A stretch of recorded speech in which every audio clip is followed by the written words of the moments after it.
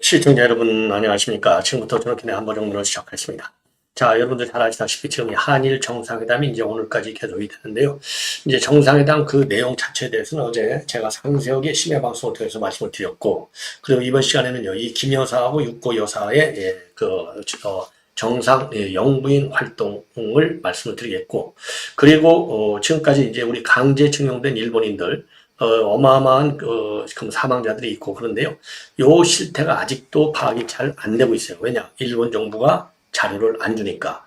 자, 그런데 그나마 이번에 지금 이제 이 기시다가 오기 직전에 그야말로 일부 자료를 준 거, 이것이 이제 언론에 크게 보도가 되고 있어요. 자, 한마디로 얘기해서 이제 우쿠시마호 승선자 명부, 요게 이제 총 75건인데 19건을 이번에 줬다고 합니다. 자, 그래서 이거를 지속적으로 우리가 이제 정부가 지금 일본 정부로부터 이 받아내는 이런 외교적인 노력이 굉장히 중요한 상황이 아닌가, 이런 차원에서 말씀을 드리도록 하겠고요.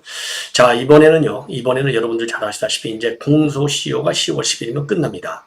공소시효가 10월 10일이면 끝나기 때문에 이제 선거법과 관련된 수사가 속도를 굉장히 많이 내고 있는데, 요 중에요, 지금 이제 이 보도에 따르면 조선일보가 대대적으로 보도하고 있는 내용인데, 민주당 의원들 4명이 이제 제가 보기에는요, 요거 배지 날아갈 가능성이 상당히 큰 것 같습니다. 그래서 요 공직선거법 위반 혐의에 대한 수사 내용을 자세하게 말씀을 드리도록 하겠고요. 그리고 지금 이제 이 금투세를 내년에 시행하느냐 아니면은 이 폐지하느냐, 요걸 가지고 지금 이제 논란이 많은데요. 당연히 우리 여당의 경우에는 요거는 이제 시행하지 않기로 결론을 내렸어요. 그런데 이제 키는 누가 가지고 있죠? 민주당이 가지고 있지 않습니까? 왜냐하면 민주당에서 입법을 해버리면 이게 대책이 없어요. 뭐 윤 대통령이 또 이제 거부권을 행사해야 되는데, 자, 그래서 근데 민주당은 아직 갈팡질팡하고 있어요. 그러다 보니까 개미들이 난리가 났고, 지금 오늘은요, 권성동 의원이 이제 그 SNS에 글을 올려서 이거 똑바로 입장을 밝혀라, 강력히 촉구하고 나섰습니다. 그리고 이제 마지막으로요, 이 조선일보의 이제 박종훈 논설실장이 쓴 오늘의 이제 박종훈 칼럼, 이제 매주 토요일마다 나오죠. 그래서 이 제목이 바로 이제 문 진짜 혐의는 건들지도 못했다. 그래서 지금 이번에 이제 문재인 딸 겨우 수사하고 이제 사위특혜 수사하고 있는데, 그거는 세 발의 피, 즉 그야말로 이제 어마어마한 몸통. 그러니까 이제 항상 뭐 여러분들이나 저나 누차 지적했고 했지만, 검찰에서 웬 그 윤석열 정부로 들어선 지 2년이 됐는데도 아예 손 하나 까딱 안 해요. 그게 뭐냐? 울산시장 사건, 서해공무원 피살 사건, 월성 원전 사건. 이게 얼마나 어마어마하게 큰 사건인데 도대체 뭐가 관계있냐 이거죠. 예.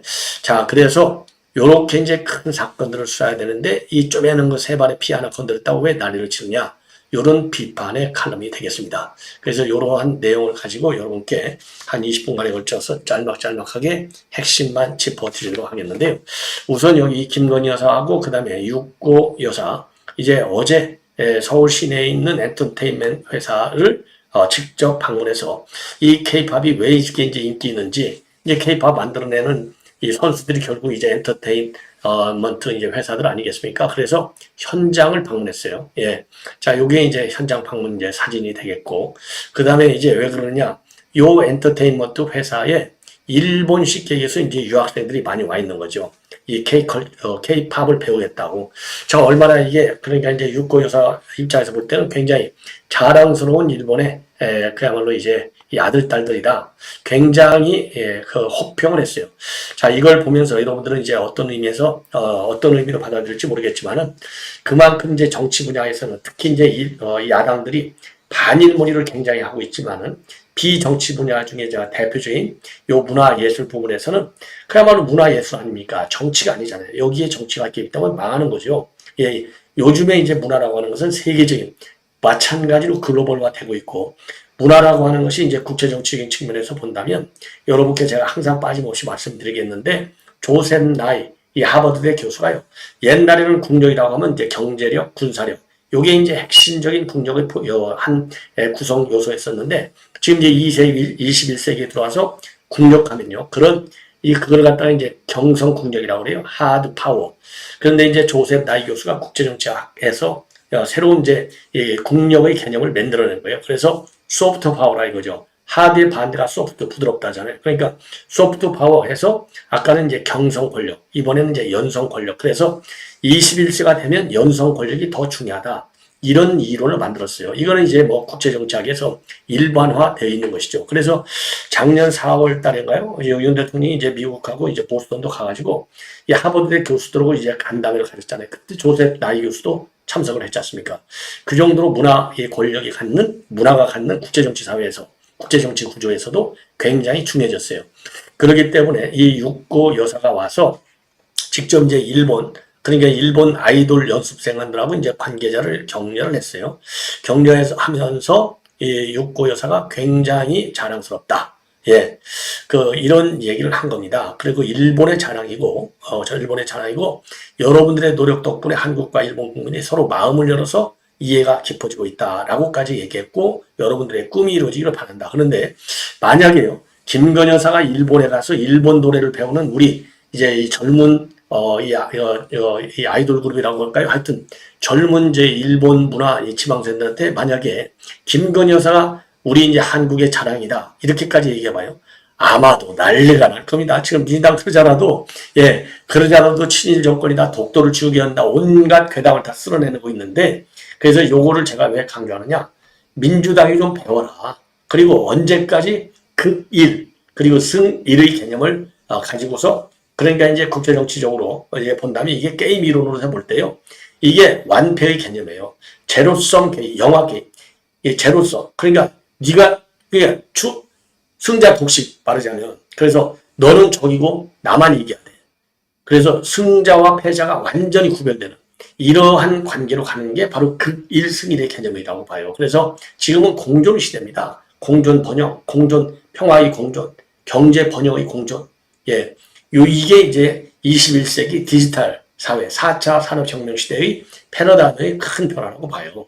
예, 그런 측면에서도 이 정치 외교적으로 우리 국내 그야말로 이제 민주당 이 세력들이 전부 극일과 승일의 개념으로만 일본을 본다 이거죠. 물론 부분별로 본다면 이제 극복하고 이겨야 될 부분이 있겠지만은 큰 틀에서 본다면 제가 볼 때 윤 대통령이 작년 3월 달에 대변제 일본 기업한테 받지 않겠어.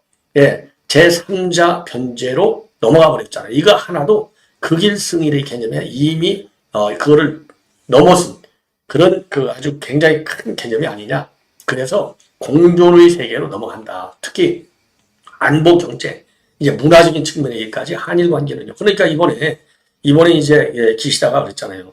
일본 입국 심사관이 한국에 와서 미리 전부 심사하겠다. 이걸 가지고 이제 일본 언론에서는 이미 지금 이 대만에 대해서도 이런 제도를 하고 있는데 마치 한국에 선물 주듯이 기시다 총리가 얘기하고 있다. 근데 아니 대만에 준다고 해서 한국한테 사전 입국 심사하는데 안 해주면 어떨 거예요? 그래서 사건과 이런 좁쌀만한 시각으로 보는 이제 대한민국이요. 작년 연말 기준 GNP가 우리가 일본을 한 몇백 불 차이지만 앞섰다.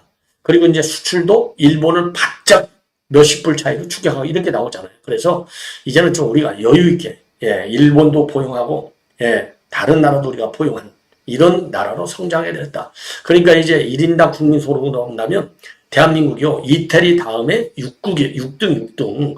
그리고 일본이 7등이에요. 이 정도면 우리가 꼭 극일과 승일의 개념을 쓰고 이렇게 할 필요가 있겠네요. 그래서 그런 의미에서 제가 이렇게 지금 두 정상 부인이 화기애애하게 그야말로 일본 연습생들을 갖다가 격려하고 다니는 거 보면 우리가 이제 정치적인 측면에서 좀 더 성숙해야 될 것이 아니냐. 이런 판단이 드는 대목이 되겠습니다.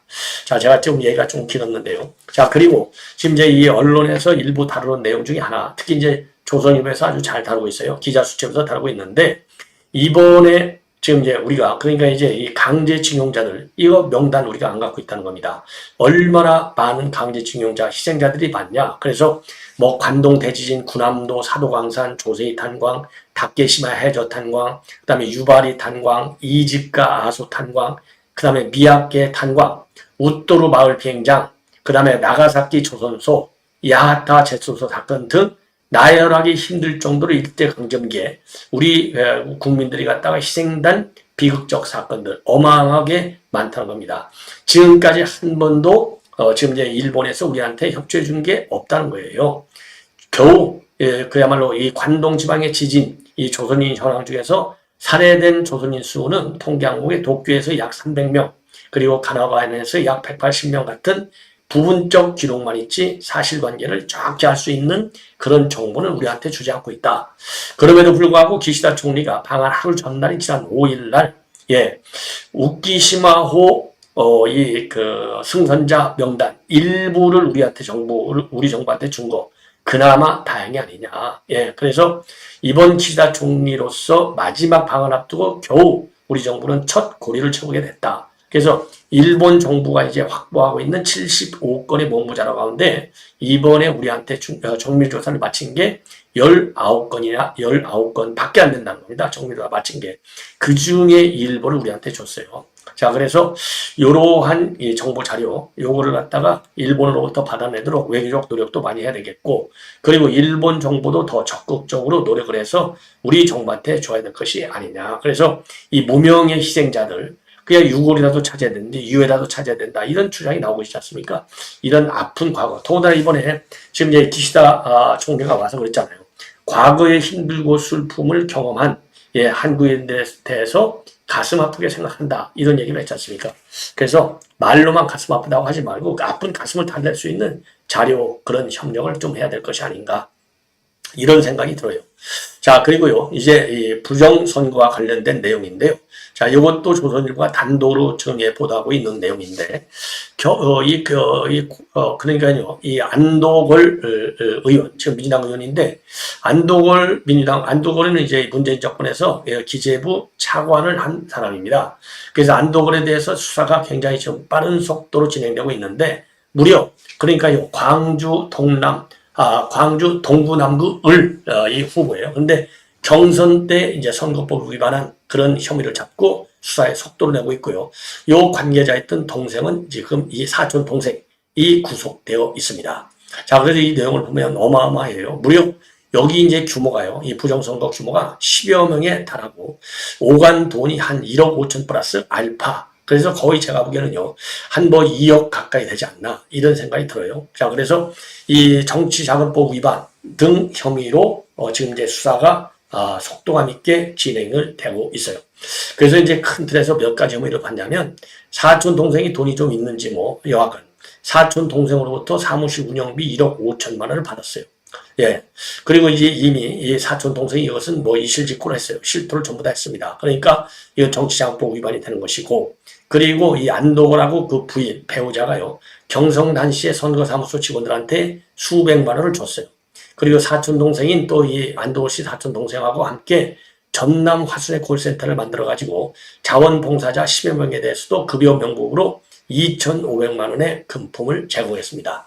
자, 이 정도가 되면요. 자, 이게 콜센터 직원들한테 급여를 줬죠. 그 다음에 선거사무소 직원들한테도 수백만 원을 줬죠. 그리고 이제 사무실 운영비는 자기 사촌 동생한테 대납을 시켰죠. 어마어마한 거죠. 이거요, 광주 동구 남구을 무조건적으로 이거 보궐선거가 있게 됩니다.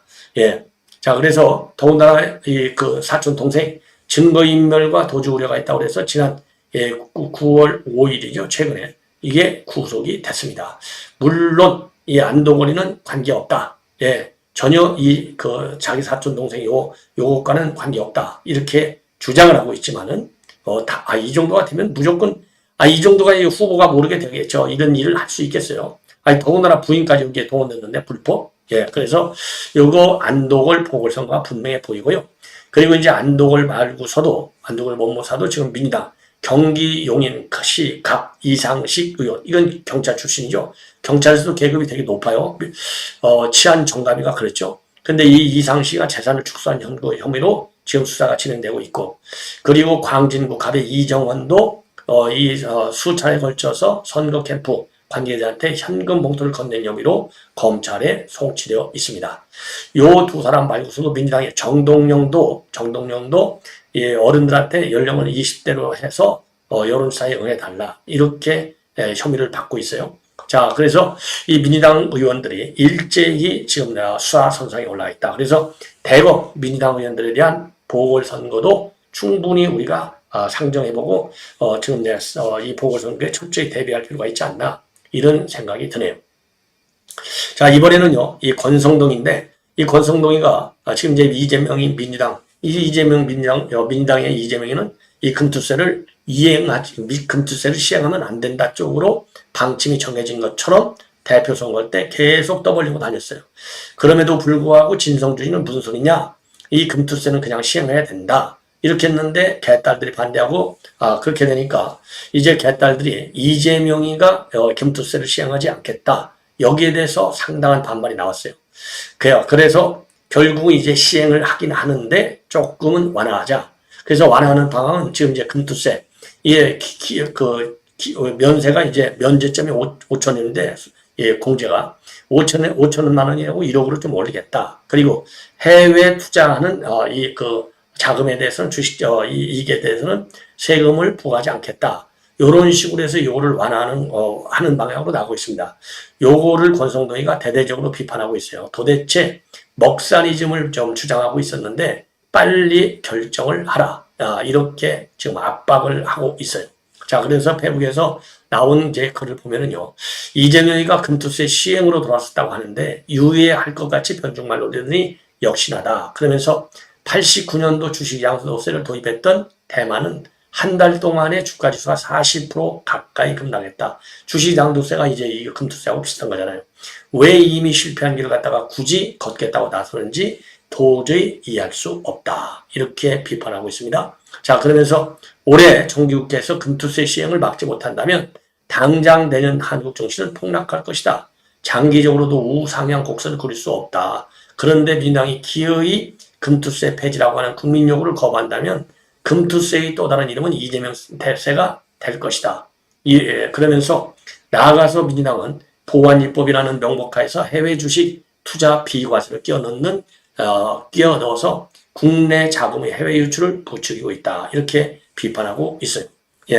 자, 그러면서 뭘 주장하고 있느냐? 지금 민주당에서 주장하는 게 뭐냐면 금투세 대상자가 전체 주식 투자자 중에 1,400명의 1%인 15만 명에 불과하다고 이렇게 주장을 하는데, 하지만 그런 게 15만 명밖에 안 되니까 그냥 금투세를 시행하자는 게 이제 민주당 주장 아니에요. 그런데 요 15만 명, 그러니까 이제 전체 주식자자 1,400만 명, 1%인 15만 명이 움직이는 돈은 얼마냐? 최소 150조라고 권성동이가 밝히고 있어요. 그러면 이렇게 움직여서 대거 자금이 빠져나가면 누가 손해보느냐? 개미 투자자만 손해본다는 것이죠. 더군다나 지금 최근에 미국 경기 침체 우려로 인해서 국내 증시가 폭락하게 되는데, 이런 상황에서 추진되는 금투세 도입에 대해서 국내 주식시장 탈출은 지능순이라고 하는 자조까지 나오고 있다. 자, 그래서 자유시장 경제에서 가장 바람직한 부의 분배는 국민과 기업이 성장을 공유하는 것이고, 건전한 주식 투자는 부의 분배에 있어서 최적의 수단이다. 그래서 민주당이 호소하는데, 문재인 정부 5년 동안 잘못된 경제정책 때문에 국민은 직장과 주택 소유 기회를 빼앗겼다. 그러면서 폐지를 강력히 주장하고 났습니다. 자, 그리고 여러분들 잘 아시다시피 이미 개딸들도 이러한 금투세 시행에 관련해서는 아주 상당한 반발을 해 오고 있습니다.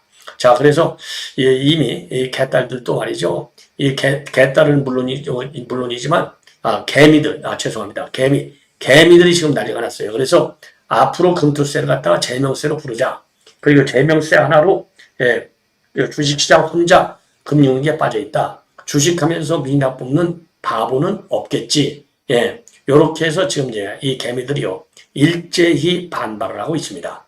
자, 이렇게 돼서 이 개미들의 반발에도 불구하고, 왜냐면요, 1,400만 명 중에 15만 명인데 15만 표? 어마어마한 표죠. 이재명이가 지금 0.73%를 졌잖아요. 0.74% 해봐야 30만이 좀 안 되잖아요. 28만 명? 15만 명이면 거의 전반이죠. 이거 물 건너가는 거 아니냐. 이런 얘기가 되겠습니다. 그래서 이런 것 때문에 이재명이는 그냥 금투세 시행하지 말자. 이렇게 갔는데, 이게 아까도 말씀드리지만은 1,500만 명 중에 이제 15만 원 빼놓으면 1,400만 중에 대부분이 이 금투세 대상이 안 되잖아요. 그러니까 그 숫자를 보고 민주당 진성준이죠. 압도적으로 지금 이제 그 숫자가 많다 보니까 거기에 빠져가지고 이건 그대로 시행해야 된다. 이런 강한 입장으로 지금 시행하는 방향. 다만 일부를 보완하겠다는 얘기인데 제가 보기에는요 민당에서 반드시 시행할 것으로 보입니다. 그 역풍은 이거는요 단순하게 이제 개미냐 아니냐 그리고 내 대상이 1%냐 몇 프로냐 이걸 떠나서 지금 이제 우리 국내 증시가 확 빠져버리면 지금 그러잖아도 이 거시경제는 이제 살아나고 있는데 살아나고 있는 거시경제에도 거시경제가 살아나야 민생경제도 살아날 수 있는 요 이제 여건이 되잖아요. 완전히 다 그야말로 이제 엎질러진 물을 만드는 것이 아닌가 이런 우려가 상당히 그 뭐라 그럴까요? 이 합리적인 우려가 아닌가 이렇게 생각이 듭니다. 자 그래서 요 금투세 문제도 제가 계속해서 여러분들께 보도해드리도록 하겠습니다. 시청자 여러분 대단히 고맙습니다.